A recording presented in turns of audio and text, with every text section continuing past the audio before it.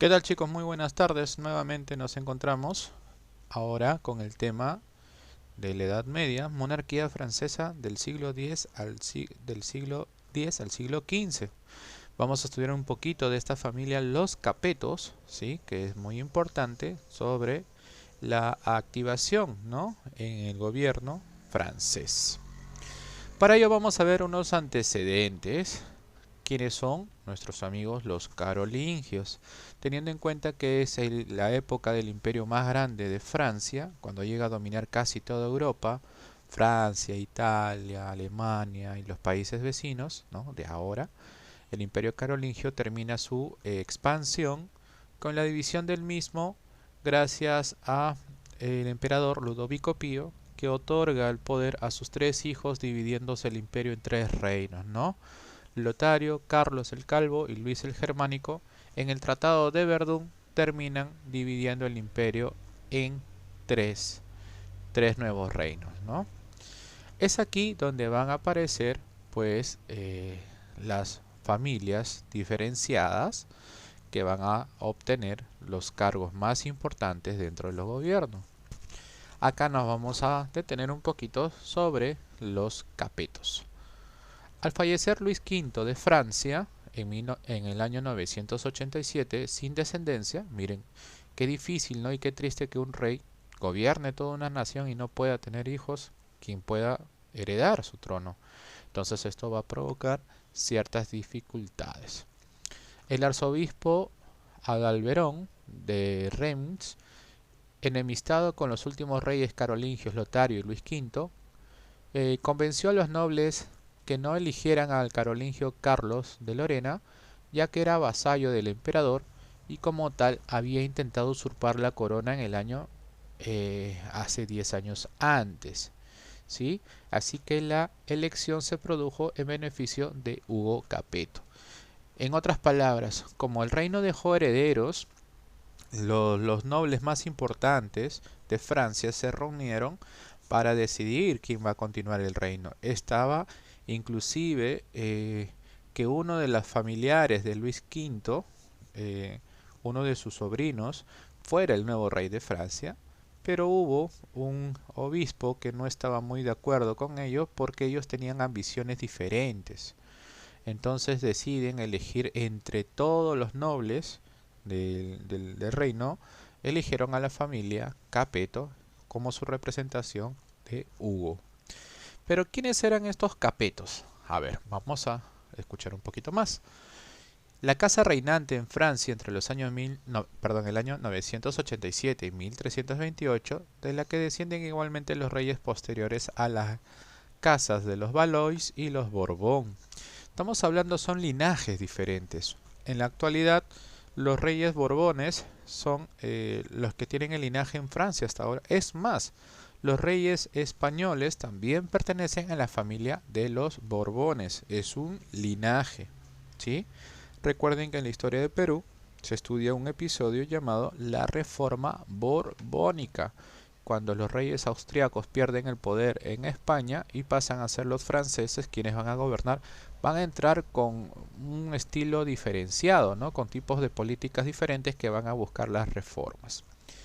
Esta familia germánica, los capetos tienen el origen germánico, lo que sería actualmente Alemania, probablemente de origen sajón, aparece en Francia desde el siglo IX con Roberto el Fuerte, que encabezó la defensa del centro de Francia contra los normandos.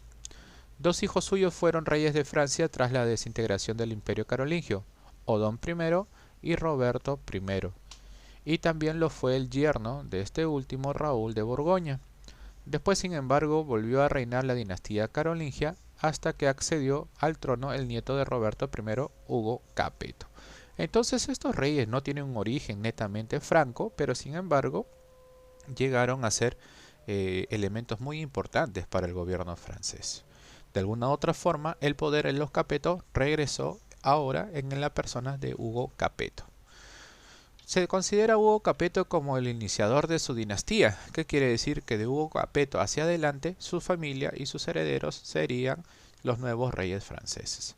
La situación de este monarca era muy exigua, ya que solamente ejercía su influencia en torno al área de ciudades de París y Orleans. ¿Qué quiere decir? Que era muy representativo, pero para las zonas cercanas de la capital, más no de todo el reino. Muchas partes del reino no lo conocían y menos habían escuchado de él. Y se encontraba atenazado por sus enemigos. Por ejemplo, había un enemigo que siempre tenía problemas. Entonces, los Valois, ¿sí? Era, digamos, la familia que más le tenía problemas, ¿sí?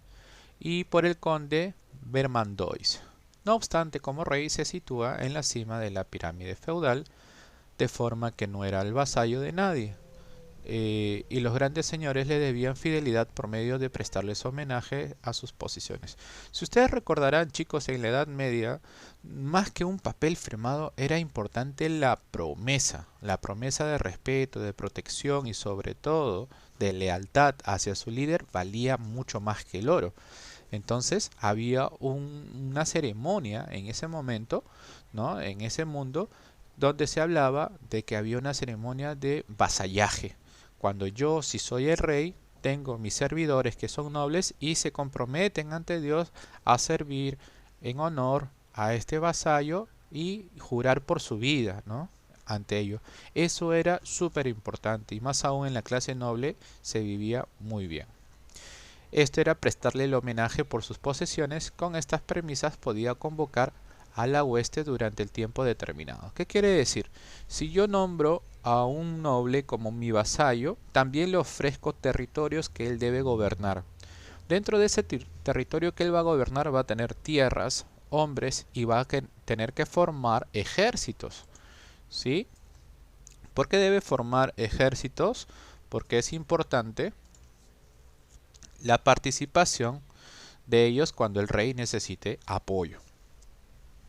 Aparte también este se encarga de cobrar impuestos en honor al rey, ¿no? Porque están dentro de todo en sus tierras y por lo tanto era importante la participación de ellos. Luego, tiempo después, se inicia el proceso de unificación política y territorial de la monarquía francesa. En otras palabras, Hugo Capetto no entró como el líder más importante de todo el reino francés, sino de un rey político de la zona que poco a poco fue ganándose su espacio. El hijo de Hugo Capetto, Roberto II el Piadoso, ¿sí? Es el siguiente rey. Luego Enrique I, Felipe I, sus antecesores, ¿no? Todos ellos son reyes que pertenecen a la familia de los Capetos. Cuando ustedes tienen este término, el piadoso, quiere decir que hubo acciones que esos reyes le convirtieron a tener ese título. Recuerden que Francia tuvo mucha relación con la iglesia y si llegan a tener un título de piadoso era uno porque tenía una vida bastante religiosa o porque ejercía el cristianismo con mucho altruismo, ¿no? Era la consideración en ese momento. Este es el palacio de los Capetos en la actualidad. Hasta el día de hoy existe en Francia, en París, ¿no? Que es como decir una casa, pues, de toda tu familia, de tus antepasados y todos los demás seguirán viviendo allí. El linaje no acaba ahí. Tenemos a Luis VI el Gordo, que son los hijos de Felipe y de Berta de Holanda, ¿no? Siempre tengan en cuenta que los reyes, por más que se puedan enamorar de cualquier persona, siempre tenían en cuenta que el matrimonio era una oportunidad de unir reinos. Y normalmente las esposas tendrían que ser personas que tengan relación de poder con otros reinos o capacidad de la misma. En el caso de Luis VII, el joven es el hijo de Luis VI, el Gordo, y de Adelaida de Saboya, no es de la esposa de la reina principal. Se casó con Leonor de Aquitania, de quien obtuvo los territorios franceses de Guyena, Gascuña, Poitou, entre otros, equivalente a 19 ciudades actuales. ¿Qué quiere decir? Que los matrimonios normalmente tenían un tema de negocio, más que de amor y de aprecio, era un negocio comercial, ¿no? Entre facilitar los temas como por ejemplo territorios y espacios de unos con otros. Se dice que inclusive este rey Luis VII viajó en la cruzada, que también fue apoyado con su esposa, ¿no? Y el emperador Conrado III del Sacro Imperio Romano, ¿no? A su regreso a Francia se divorcia de Leonor, perdiendo sus posesiones, las cuales pasan a poder de Inglaterra cuando Leonor se casa con Enrique de Plantagenet. Acá quiero que estén atentos, chicos, porque acá va a ser el principio de una historia paralela. Va a haber problemas, ¿no?, entre casas y familias. Inclusive va a surgir el famoso tema de la Guerra de los 100 años y va a ser producido por desprecios y rechazos de matrimonios. Luis VII se había casado, ¿ya?, ¿no?, con Leonor de Aquitania, que pertenecía a la región cercana a Francia, pero luego se va a divorciar. Y esta mujer divorciada, ¿sí?, para no menospreciar su derecho, acepta el nuevo matrimonio de un inglés, de un príncipe inglés, y cosa que ese reino va a estar en tierras cercanas a Francia. Esto es lo que va a provocar años después el inicio de las famosas guerras de los 100 años, ¿sí? Todo por tierras, todo por matrimonio, todo por mujer. Todo lo que puede provocar un mal matrimonio, chicos, puede suscitar las guerras más largas que pudieron existir en la historia, como en el caso de la Guerra de los 100 años, que tampoco duró 100 años, sino duró 116 años. Luego continuamos con Felipe II, hijo de Luis VII, en esta ocasión con Alicia de Campaña o Champaña. Profe, ese término, Champaña, es que es la producción de esta familia. Los Champagnat o Champagne en francés, como se puede pronunciar, es una de las primeras decisiones que tomó Felipe Augusto, fue la de expulsar a los judíos y confiscar sus bienes, muy parecido a lo que hicieron los alemanes en la Primera Guerra Mundial, ¿no? En la Segunda Guerra Mundial también el exterminio nazi. Quitarle, porque los judíos eran una raza que estaban por todas partes y eran grandes comerciantes y tenían muchas posesiones, sobre todo en oro. ¿Y por qué decidieron expulsar a los judíos? Porque le echaron la culpa a los judíos como responsables de diversas calamidades. Por el motivo real era de reforzar sobre todo las casas reales, una decisión sin duda temeraria al comienzo de su reinado, recordando que Francia era un país netamente católico.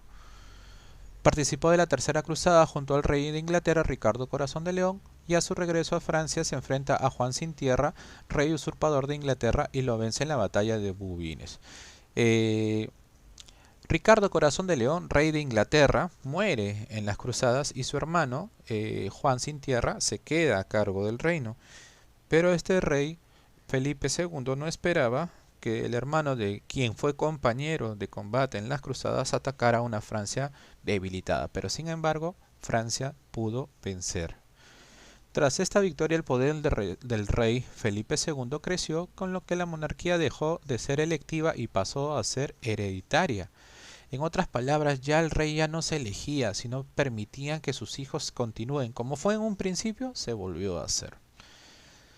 Además, para evitar la división del reino o las guerrillas civiles entre reyes y sus hermanos, los monarcas infeudaban a sus hijos varones con territorios llamados opanier, que revertían a la corona en caso de exigirse una línea masculina. ¿Qué quiere decir eso, chicos? Que el rey ya tenía una línea en apoyo del Consejo Real, que si todos sus hijos varones iban a tener tierras, definitivamente, solamente por ser sus hijos iban a tener territorios de gobierno, para evitar que peleen entre ellos por el gobierno del reino principal, como ha sucedido años atrás. Contra los angevinos va a fomentar la disputa entre los distintos miembros de la familia real inglesa, de forma que va a apropiar de los feudos ingleses, los cuales van a quedar reducidos a Guyena, y en el sur al rey francés va a apoyar a la cruzada albigense. Bien, aquí va a haber más sucesos en relación a Felipe II. Luego tenemos la historia de Luis VIII el León, hijo de Felipe, ¿no?, que no hay mucho de qué hablar, pero Luis IX va a marcar la historia porque es considerado un rey santo. Es más, está dentro del canon de los santos de la iglesia, conocido como San Luis. Fue un rey de Francia. Este rey tuvo que enfrentarse con Enrique III de Inglaterra, a quien venció. Recuerden que ya estamos en la época de la Guerra de los 100 años, firmando luego el Tratado de París, donde se dejó en la paz que se prolongó por todo su reinado. Gracias a este tratado confirmó sus conquistas en Anjou, Turena, Maine, conservando solamente la monarquía inglesa de Guyena. Luis IX fue el último monarca europeo, escúchame bien, emprendiendo el camino de las cruzadas, ¿sí? Porque él va a ir hasta las últimas cruzadas. Su primera cruzada de 1948 y su última cruzada en 1254, en lo que luego llamó la Séptima Cruzada de los franceses junto a su rey. Cayeron prisioneros de sus enemigos y solo salvaron pagando una fuerte rescate. En la octava cruzada, que fue San Luis, fue hasta Túnez, ciudad donde puso fin, ¿no? La expedición fue un desastre. Buena parte del ejército francés fue atacado por una enfermedad muy parecida a lo que estamos viviendo ahora, una peste que sucedió en esos momentos, llamada la desintería, que es una especie de cólera, de infecciones muy fuertes al estómago, con altas fiebres y mortandad inmediata, ¿no? Al igual que el propio San Luis, quien va a morir de esta peste en el año 1270. San Luis también es considerado santo, uno por su forma de servir a su pueblo, sino también de luchar por la iglesia, hasta inclusive dar su vida por ella. Luego tenemos a Felipe el Atrevido, hijo de Luis, de San Luis y Margarita de Provenza, quien su nombre ya lo antecede. El atrevido quiere decir que ya no era un rey totalmente correcto. Y luego tenemos a Felipe IV el Hermoso. Este también es hijo de Felipe III e Isabel de Aragón, ¿no? Aragón, una provincia posteriormente española, en ese tiempo era intermedio. Aragón estaba entre España y Francia.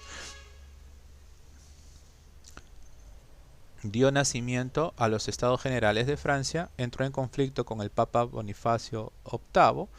Recuerden que la iglesia era pues el centro más importante de poder del mundo y todos los reyes de alguna u otra forma le tenían respeto. Pero este rey tuvo un enfrentamiento con el Papa, porque también habían papas que tenían un espíritu guerrero. Hubo papas como León III que le gustaba la guerra, porque el Papa también tenía ciudades que defender de los invasores. También tenían ejércitos, ¿no? Eso para que puedan tener ideas, ¿no? Y persiguió a los templarios. El mismo Felipe, ¿no?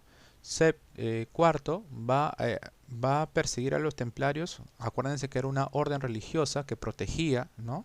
Acusándolos de herejes, lo cual su extinción. Le sucedieron los breves reinados de sus hijos mayores, Luis X, el obstinado, y el hijo de este Juan I, el póstumo.